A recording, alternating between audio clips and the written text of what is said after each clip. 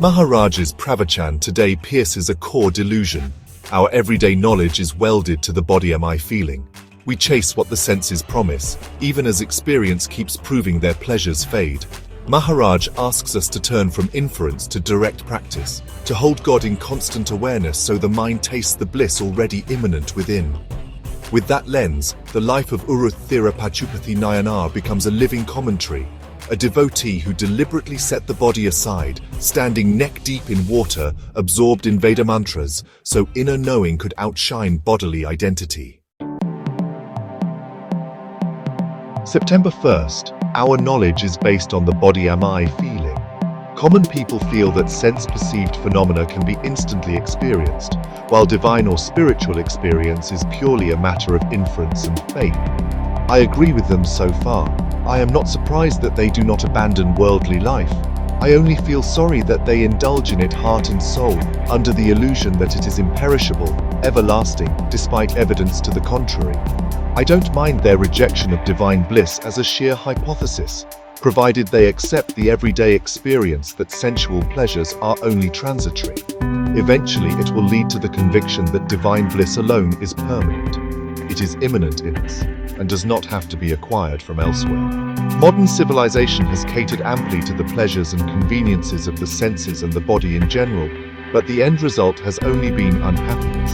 Imagine for a moment that plenty of means of pleasures of the senses lie to entice a man, but one cannot afford them financially, or enjoy them for want of physical capacity.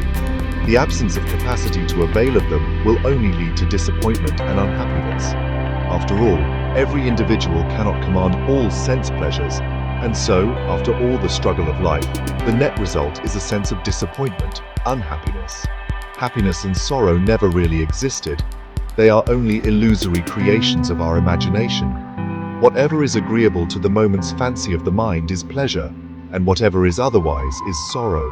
Both these are the product of the illusion that the body is the be-all and the end-all, and so long as we live in that conviction, so long will all experience be necessarily polluted by illusion. That all creation, though pervaded by pure bliss, appears sorrowful is the result of illusion, which clouds our inner perception. The world, after all, is made up of so many individuals, each struggling for pleasure. How can a single person in such a situation get all pleasures for himself?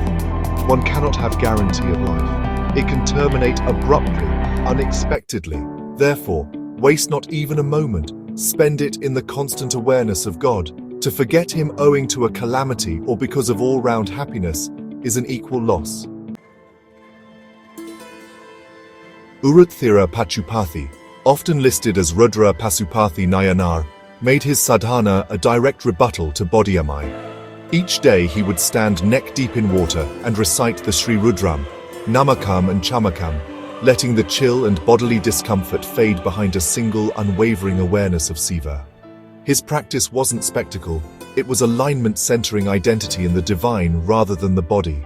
Hagiographies remember that through this steadfast Rudra Parayana, he attained mukti, a quiet testimony that when the mind rests in God, bodily conditions lose their tyranny. Maharaj says sensual pleasure is transitory and inner bliss is immanent. The Nayanar chose mantra smarana over sensory ease, and the inner became more real than the outer. Maharaj urges, waste not even a moment, stay in constant awareness of God. The Nayanar's daily vrata, same time, same depth, same mantra, is that injunction made visible. Maharaj exposes the body identity as the source of illusion. The Nayanar's discipline literally decentered the body, training the mind to abide in the eternal rather than in passing sensations. Maharaj's pravachan doesn't dismiss experience, it re-educates it. See the body as a tool, not the self. See bliss as present, not purchased. Uruththira Pachupathi Nayanar shows a simple, fierce way to live this. Choose a God-centered practice that makes the body-am-I story obviously too small. If we guard every moment with remembrance, nama, mantra, or loving awareness, then contentment ceases to depend on circumstance. That is the home Maharaj keeps pointing us toward. I inhabit the home where contentment reigns.